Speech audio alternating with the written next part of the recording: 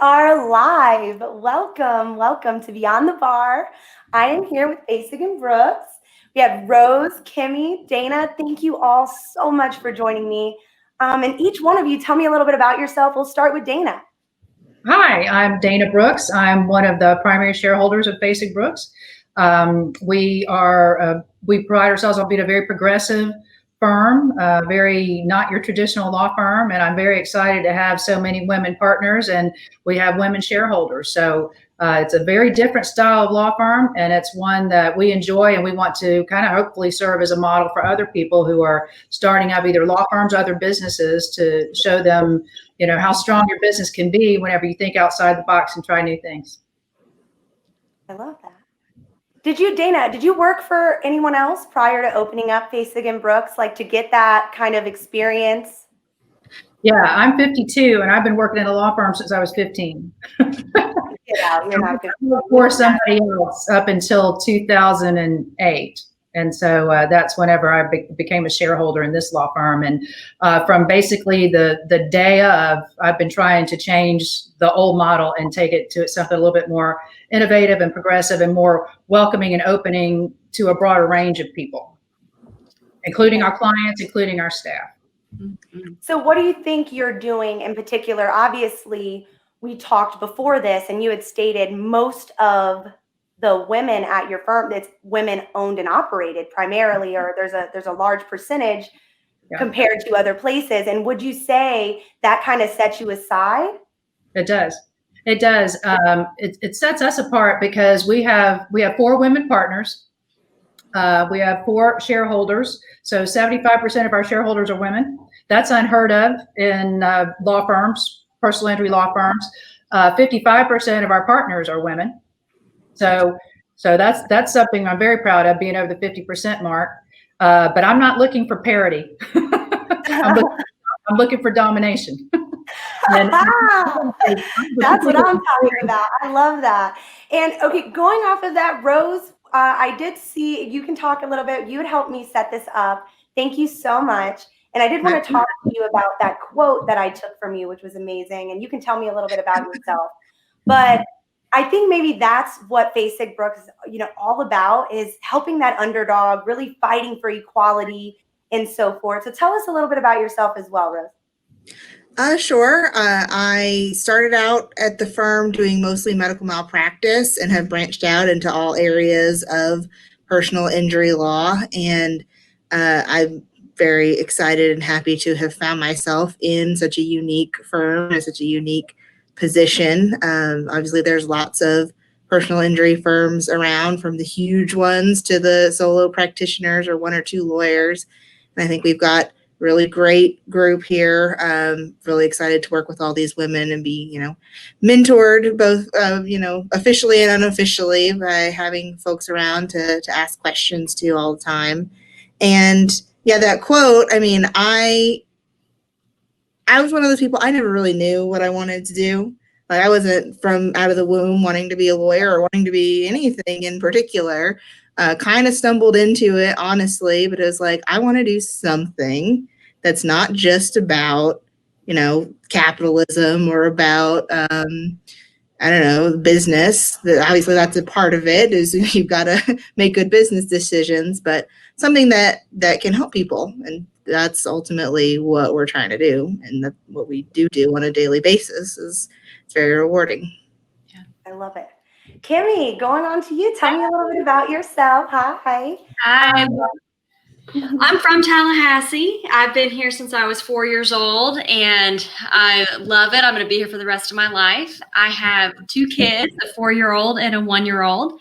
So in my 8 years of practicing law, all of them have been with Fasig Brooks, and I've had 2 kids during that time, which it has just been incredible working with Dana and Jimmy, because they've done nothing but support me throughout that entire process, and just it made it so easy. But I am one of the shareholders that Dana mentioned, and just loving life. Congratulations. So balance, because I know a lot of people tuning in here, men and women, but primarily women in this particular circumstance, having a women panel.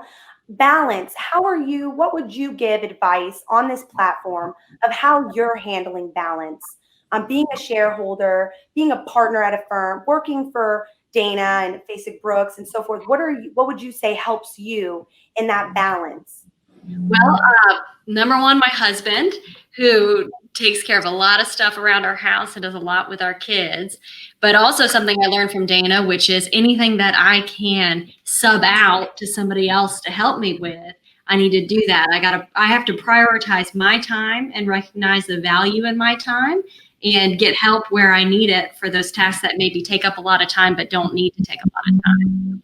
So it's all about, for me, it's been finding the support system and the structure that I need so that I can be productive at the times I need to be productive. I can be present with my family at the times I want to be present with my family, and I can rest and rejuvenate when I need to do that too. So it's been a balance. It's taken me a while to get there, but I feel like I've been able to get there. COVID threw me off for a while, but it threw us all off for a while. It did. So when going into COVID, how business and being a woman and having empathy and talking to people and clients and so forth, and when you're trying to deal with this and using that to your advantage and using that to set you apart, what would you say has helped you during this pandemic really transform that and generate more business? For me, the first thing we all did when the pandemic hit was we all need to call our clients now, because what are they going through? What resources do they need for us to make sure that they're still on their feet? And of course, they had questions about, what do I need to do? I'm terrified. I don't want to go to the doctor. What if I get COVID? And so the first thing we said was, let's figure out a game plan for how to help all of our clients and then move on from there. So I would say that's the first thing that we did. Dana, I wanted to ask you this question, and this is just coming from a young lawyer. When I was interning, judicial interns, or at certain PI firms interning, a lot of the times when I would go places and I would see certain female partners, they would go in places and they would say, "Oh, you're the court reporter. Here you go." They know you're not the court reporter. That's people who are trying to remind you of your place and that you're stepping out of your lane. So the first thing I tell people is, don't give those people what they're looking for, which is a reaction from you. Okay, realize that that's not about you. That's about how they feel, their insecurity, and what they need for the world to feel right to them. So you're always going to, anytime you're doing something innovative, progressive, you're going to ruffle some feathers. I want women to embrace that. I don't want that to be something they shy away from. And I want them to embrace it, knowing that they have women like me, Kimmy, Carrie, Rose, Jimmy Fasig, and a lot of like-minded men and a lot of strong women behind you. So don't let pettiness get in your way. That's extraneous. Don't give that any audience. I love that advice. I'm going to add Carrie in. Carrie just got on. Hey, Carrie. Sorry to start. This is the best I can do. I'm on my son's computer. Oh, you're great. Hey, we love it. We love it. Carrie, tell us a little bit about yourself. We went around already. Rose, Kimmy, Dana already did. Tell us a little bit about yourself. Carrie would love to hear. Well, that's a good question. So I'm obviously working from home. I've got two boys. They're 15 and 13, which is basically what my life is wrapped around between that and my job. And I'm adventuresome. I like to travel. I'm athletic. I like to play sports, and I love serving my clients, and I'm a family-oriented person, and that's basically about it. I love it. So going into sports, because I was a college softball player myself, I played college softball. Do you think sports, Carrie, help mold you become an incredible trial lawyer? Oh, 1,000%. Yeah.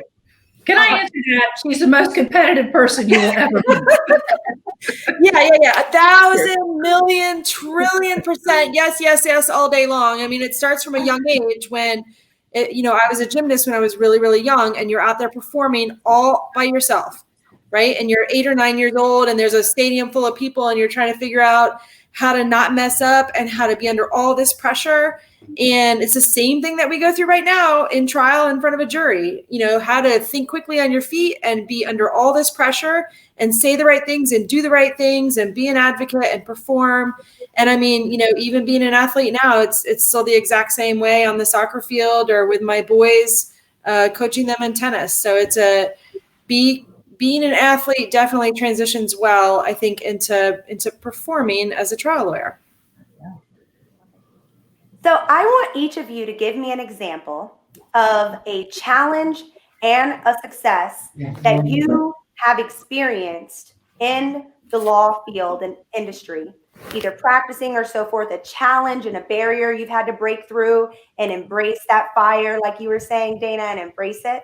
And success that you've realized, hey, more men really are matching that same mentality that we are having. And sometimes I went to this women convention and they were like, look to your right and look to your left. Oh, that's your enemy. And I was like, what? No. And they're like, because we're not coming together more. We're not empowering each other more. We're not doing, the Dana Brooks method of bringing on half of these women. And a lot of women are thinking there's only one seat at the table and you can't bring other people to the table. And that's why I wanted this. And I wanted to bring everyone can sit at the table. Everyone can sit at the table. A candle, when you light someone else's candle, I still have a lit candle. It doesn't do anything to my candle. And so I would like each one of you to give me an example, to give the platform and an example of a challenge and a success that you've had to deal with. I can start with Rose if you'd like to go. Sure. Other lawyers first. I'd like to hear that. Yeah, I don't know if I have one that's like professionally, but legally, I guess this falls into professionally, my challenge has always been I'm kind of the quiet behind the scenes kind of person. I would rather be writing a motion, doing some research than talking to people, doing a deposition, going to a hearing, being on the spot like that. I like to, have all my ducks in a row, be able to do the research, be able to have everything exactly as I like it rather than being on the fly. That was my MO for years and years and years. And so the success there has been, I have found that I actually really enjoy the more challenging depositions, like doing medical malpractice. I love deposing a defendant doctor, like coming into their zone, into their arena, saying, you went to 4 years of medical school and however many years of residency and fellowship, and you've been practicing for 30 years, but I studied this for 2 weeks, and now I'm going to ask you a bunch of questions. I'm going to tell you didn't do your job right. Yeah. That has been a revelation to me. And I don't know if I would have gotten there if I hadn't been sort of kicked out of the nest a little bit. I was allowed to stay in the nest for a very long time now. But once I learned to fly, that was really a revelation to me of I could do this. Why was I hiding from this? That's exactly right. That's exactly the way I see it. For you. Kimmy, you next. What would you say is like a success or a challenge you've had to deal with and how you've overcome it? Well, so I know I've been thinking about this. When I was in law school, I did a lot of those competition teams like trial court and this moot court, international moot court thing. And one of my professors told me that I was acting like a silly law school girl. And this was my second year of law school. And that really shook me. And I thought, am I being silly or am I just being feminine? And so coming to Fasig Brooks was so great for me because, Dana is a force of nature, but she is a female who is unapologetically herself. And she empowered me, along with Jimmy Fasig, to just embrace my natural skills and who I am.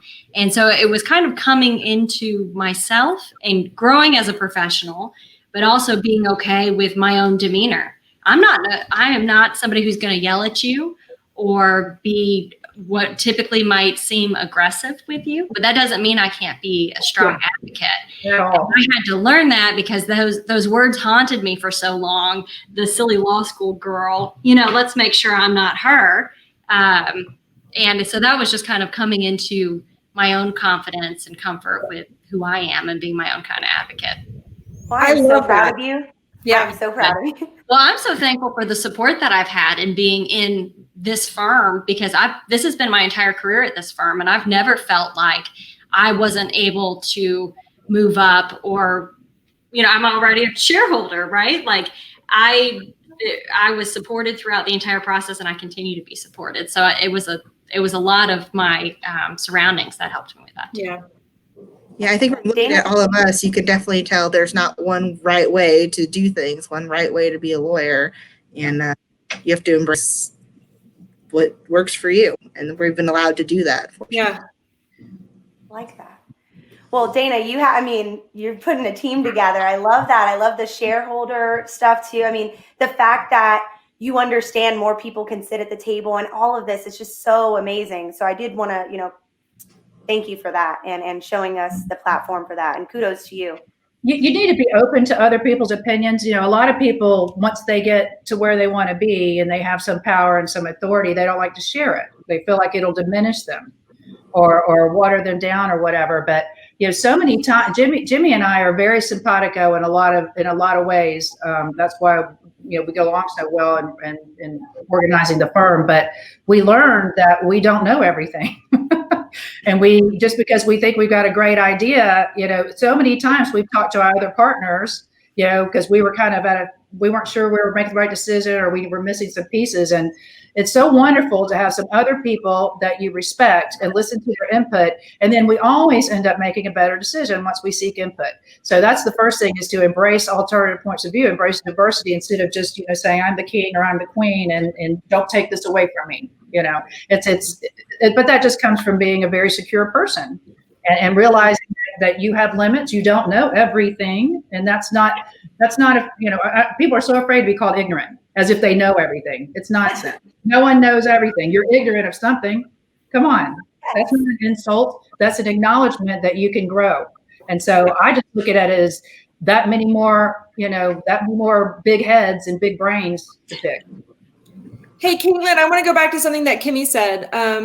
First of all, Kimmy, I would love for you to go back and say, hey, look at this little lady lawyer now. But, you don't have to be a bitch in order to be successful. You don't have, so many people say, I want a bulldog lawyer. You're not a bulldog. I want a bulldog. No. You definitely listen. Right. And you catch more flies with honey than you do with vinegar in this industry. And it's exactly the opposite. If you're a bitch, people do not want to negotiate with you. They're not going to negotiate well with you. Your clients aren't going to respect you. Other lawyers don't respect you. The judges sure as heck don't respect you. And so I kind of had the same experience as Kimmy in the fact that, growing up I've been at other firms before. So growing up under other firms and other lawyers and a lot of male lawyers and even some older women lawyers, you feel like you have to change your personality to become a bitch or to become a bulldog. And that's exactly what you have to do. Right.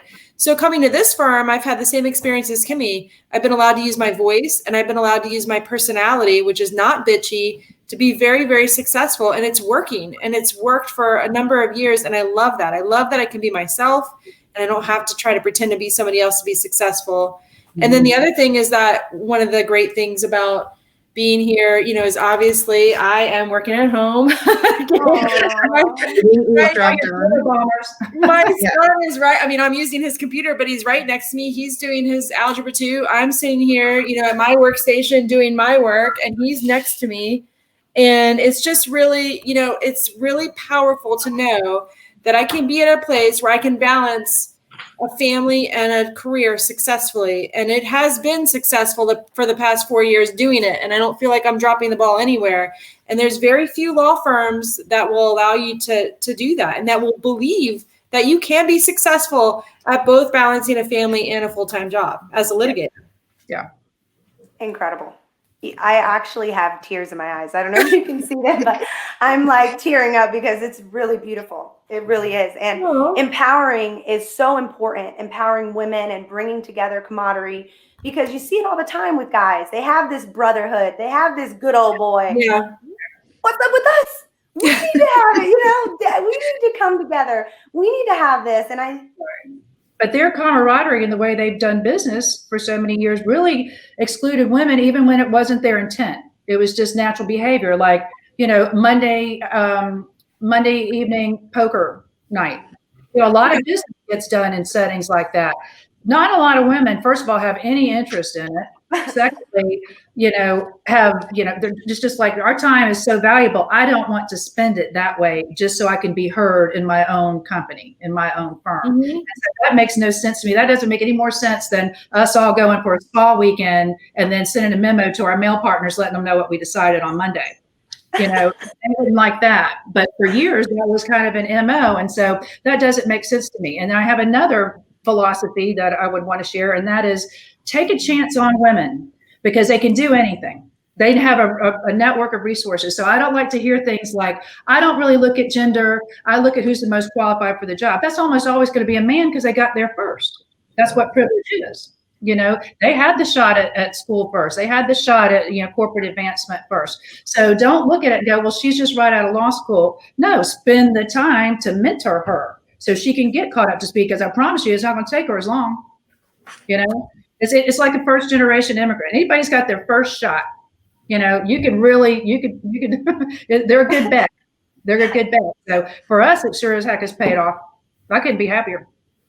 I can see it. It's exuberating like all through the camera for all of you guys. I wanted to say thank you all for joining me. Carrie, I don't know if you kind of mentioned how much you love working, but do you want to give an example of a challenge that you've had and a success with the industry, the legal industry, and how you've dealt with it? I know you mentioned it's very similar to Kimmy, and you don't have to be this nasty person you get more sugar with honey and than you do with salt, and you can be nice. And there's this preconceived notion that if you're nice, then you're a pushover, or you're just, everybody can walk all over you, or it's kindness and Southern hospitality, or wherever you're at. That's like how we're raised and born and raised. That's just how we are, and innately just how it is. And so what would you say, Carrie? I'm curious a little, especially as like an athlete, and someone that I didn't make an all-star team because one of the coaches said I was getting boobs. And that's why, even though I had the highest batting average. I never got mine, so I was still allowed to be on the team. I love it. You did switch sides, though. That's a big deal. Well, yeah, and that's exactly what I was going to say, Dana. So, Kaitlynn, it's interesting on the defense side, it's much more problematic than on the plaintiff side. So on the defense side, when you're representing insurance companies or corporations, most of the people high up that you need to talk to and touch base with and network with are men. So like Dana said, they're either going out playing poker, they're on the golf course, they're drinking, they're going out, fancy restaurants, trips to Las Vegas, Chicago, New York, all that kind of stuff. And it's easy to go do those things as a younger woman, but you also wind up in a weird situation because I can go out and drink with the guys all day long. But the way that they see you at the end of a night at 2:00 in the morning after drinking all day is a little bit different than the way they see Bob. You know what I mean? So you have to be very careful of that. And they still are interested in other things and not necessarily giving you business. So you have to still be careful of that too, right? And, it's much harder to develop business and to develop a book of business on that side of the table. As a nice female, as not a bitch, as not an older woman or an older man, and as somebody that's trying to do everything above board. It's hard. It's really hard on that side of the table. And the biggest problem that I had working in the defense side is that all the clients, all the 100, 200-year-old industries, corporations, insurance companies, they all want the senior partner to try the case, which is always the older, typically white guy. They don't think that a young female can come in there and kick ass at trial. And that could not be further from the truth. So, for me, I had to switch sides so that I would have a voice and that I could run my caseload and I could develop as a lawyer further, because really you hit a ceiling, and it's not a glass ceiling, but you hit a ceiling at about year 15 on the defense side where you can't develop more clients and you can't try cases as the first chair. There's a big legacy component to the defense side. Yeah. I worked at Quinteros, Prieto, Wood & Boyer a couple years when I was in law school before I transitioned, and I realized a lot. And that was a lot of the time when they would go into these depositions and they would be like, "Oh, are you the court reporter? Are you the assistant or the associate?" It's like, "No, I'm the partner actually of the first part." That's what Jennifer Velasco would say. Love her. She was a partner at here in Tampa, Quinteros, Prieto, Wood & Boyer, and she would say that she's like, "No, I'm actually the lawyer." But so this was incredible. Thank you all so much for your time. I want to end it on the last call, and this is going to go into, well, Dana, you kind of chimed off of that too, and I know you want to mention that this stuff too, and I would love to get your input on this before we go into the last call. Can you give and you can give as many examples as you want, because you can take the floor on this. Challenges, successes before we go into the last call. Would you like to mention anything that you've learned or other philosophies other than the ones you've mentioned already that we can take with us forever? I'm actually writing a book on that. I have a lot of those things. Thank you. I have a few. One thing I do with that court reporter thing, anytime somebody is presumptuous like that, and especially if I feel like they have sort of a nasty intent, I stop what I'm doing and I take the time to make it so excruciatingly painful. I got I got mistaken for a court reporter by somebody, and I said, "Well, stop and wait a minute. Let's stop the deposition. Just wait a minute." I said, "I rolled in here with a suitcase, a brief bag. I set up laptop, whatever. You've been a lawyer 25 years longer than I have. You've seen what court reporters haul around. You know exactly who the court reporter is." I said, "I don't believe you would have said that to a man. Mm-hmm. You would have presumed a man was a court reporter, and there are male court reporters." So I just stop. I take my time. I mean, he loses all his color in his face. He comes back and he's a cherry, and he's going, "Oh, my wife is going to kill me. She's a lawyer." And I'm like, I said, "Here's the thing." I said, "I want to take the time to do this to you because it's just a little thing you got floating around in your head. You probably don't mean anything by it." I said, "But it's insulting. And you don't have to, receive that like women do. So I just want you to stop, think about it for a minute, just from my perspective. Let's do that for me." Now, how long did that take? That was about 30 seconds, right? That guy will never forget that, ever. So that's what I ask people to do is be tedious. Take a minute, because what we usually do is roll our heads and go, "This, and you go back and you tell your women partners, no. That doesn't do anything to stop the behavior. So stop it, make it tedious, make it painful, be respectful, but be heard. You get to take up your space. One of the things I hear from women all the time, and that's why we started our women's group at Fasig Brooks. We have a women's group that it's going to be a Zoom conference. We're going to talk about different aspects of challenges of being a professional woman or being a woman at all. And not feeling fully supported. But, there's a lot of things that you can do to make that better for other people. I don't want you to just roll your eyes and talk about it to other women. I want those of us who can, like me, I'll do it in a minute. I don't care. I'll take all the bullets for everybody. But do what you can do to change it, because otherwise you're just getting more of the same. When you let things like that go, you're part of the problem because you've made it okay for it to continue. Biggest challenges, a lot of times are the public's perception of us. They think we're ambulance chasers and we don't really care about our clients. Anybody who spends more than 5 seconds checking us out knows that's not true. We walk our talk, and it is public as public can be. You can ask anybody about it. The other challenge is, whenever you are giving something like these opportunities to be a partner, day one, like me, I had to try my first case as a lead medical malpractice attorney 5 weeks out of law school. That's wildly irresponsible, but I had to do it.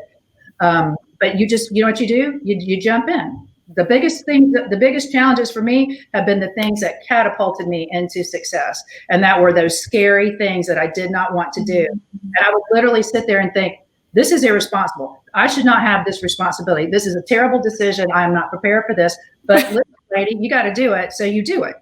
And then you look back and you go, I cannot believe I did that. Wow, I would have never thought I could do it. If left on my own, I would have never asked for that opportunity. So when someone gives you an opportunity that scares the hell out of you, but is going to help you, take it. You've got the ability to do it. You've got more mettle than you think you do. So just say yes. Hey, you know what, Kaitlynn, you want to know a fun fact? I would love to. So Dana and I used to try cases against each other. Yes, I think I might have been the defense lawyer on her first trial when she got out of law school. Yeah. And we became really good friends. Yeah. And we used to fix each other. Depositions together. We ride over there together, talk about overall stuff. We get a deposition, be a part, just like this at each other in the depositions. Then we get in the car, eat at Cheesecake Factory, go shopping, and go back. Yeah. So when women can do that, you've transcended everybody's stereotypes about us. Yeah. So, network with other women, become friends with other women, and it's going to pay off. And I mean, obviously we didn't become friends so that we could become partners someday, but it was just natural, and it makes the job so much more pleasant. Like, find that commonality, because I think women have a lot more in common than with each other than men have in common with each other. And don't feed into those stereotypes that the dominant culture uses to keep us down, which is to make us think we're each other's enemies. Right. That's divide and conquer. That's been a winning war strategy from jump. Yes. Okay, don't let people divide you and just so they can conquer you. Stay strong. Find like-minded people. Mm-hmm. Yes. Love it. Like it. I adore it. Incredible. Amazing. This was awesome. Great advice. Thank you so much. Last call, we're going to talk about what you guys are doing during this pandemic, like some fun hobbies you've picked up or some cool things that you like to do now. I like to garden, and I have a bike, and I like to bike ride, me and my dog and all this stuff. So what do you guys like to do, and what are some new hobbies you've done? We can start with Rose, or whichever. Kimmy, you can go. I was just gonna say we bought a bunch of blow up pools just to go outside with my kids because it's 1,000,000 degrees. So I love it. And then after I get the kids to bed, I watch Star Trek. So Incredible. Rose, what about you? Well, like I said, I'm already kind of a homebody, so I just got to double down on the hobbies and crafts and puzzles and stuff that I was already doing. I'm like, I finished some projects, but I started some projects too, so it's net neutral basically. I love it. Carrie, what about you, Carrie? So I am learning to become a teacher while I'm working, which is interesting. And I haven't done algebra since high school, and I still can't do algebra. So I'm actually probably learning instead of teaching. And then I usually play soccer, but since soccer is all canceled right now, I've been running, and I hate running, but I'm starting to do well, and I'm just trying to keep it up just to kind of learn a new sport and stay active, because for me, that's the best meditation. So, Dana, what about you? Home improvements. Just Home improvement. Every home, landscape, furniture, redo, flooring, walls, whatever. I'm looking at it all the time. I'm like, that color needs to change. That couch I hate. So I'm keeping the retailers and the service people in business. So I'm doing my share as a capitalist. I love it. Is there anything each of you would like to end on before we leave that you would want to give the platform and talk about? I love, this divide and conquer is what they're, this societal notation of how we're supposed to be, and kind of eliminating that, and how you and Carrie definitely took that and was like, yeah, we're not about that. We're going to go shopping and go Cheesecake Factory and then go right at each other in a deposition. And that's incredible. And I love to hear it. And you don't hear it a lot. And so this is vital information that a lot of people need to hear. So you guys, this is going to be shared on iTunes. You guys can share it on your Facebook page. It's on Google. We have Spotify. So is there anything you would like to say to everyone, Rose, Kimmy, Carrie, Dana, before we close out here? Rose, I'll start with you. Well, I would just say, kind of like I said before, that there's no one right way to be a lawyer or to be a woman or to be a person. And I think as a young lawyer or as a young professional, as a young person getting their start in business or career or whatever it is, it's important to look at examples and learn by example. And we've been fortunate, or I've been fortunate, to have a lot of great women examples. But even looking at the examples, you don't have to do it exactly the same way they did it. You don't have to put script. You're not memorizing their personality.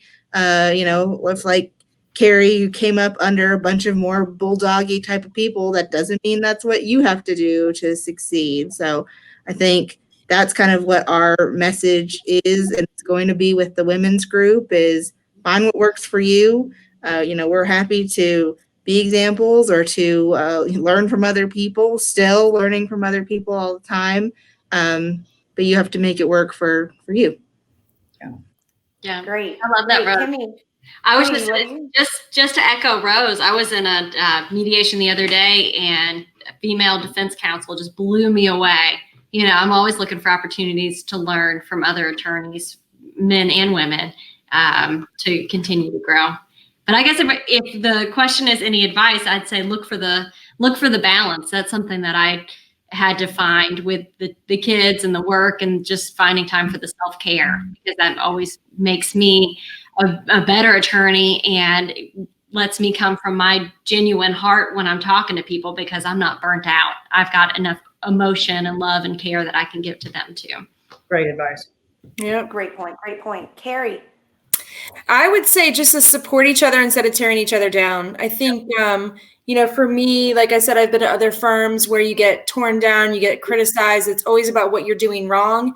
And I think the way to make people more productive, both and happier, both professionally and personally, is to support them and build them up and focus on the positivity and not focus on the mistakes, and focus on growing together. And you know, I just think, like Kimmy just said, she was in mediation with somebody she was really impressed with.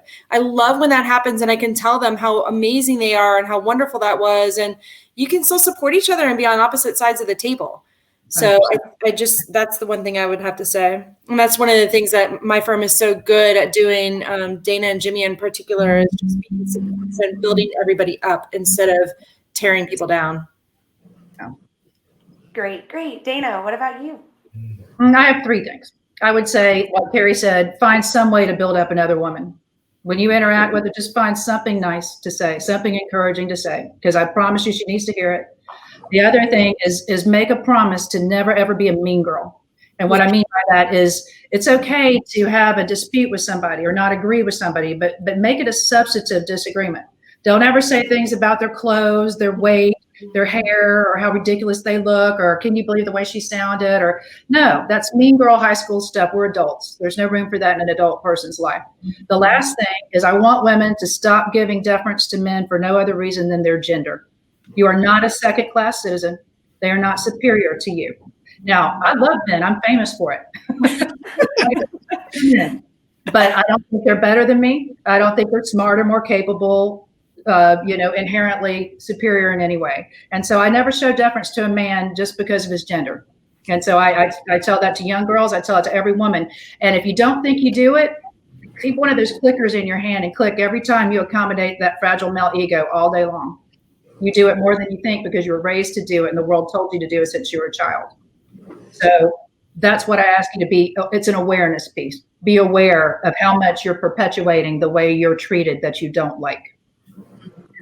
Be on the bar, ladies and gentlemen. Thank you guys so much. Facebook Live, thank you for joining me. Dana, incredible. I mean, you built this empire with Jimmy and you guys all together. It's well, what we do is to help people. And when you build an organization like ours that really does nothing but help people when they need it the most, there's nothing more rewarding. I can't imagine. It's true. Thank you guys. Thank you. Thank you. Thank you so much, Kaitlynn. Thank you. Huh?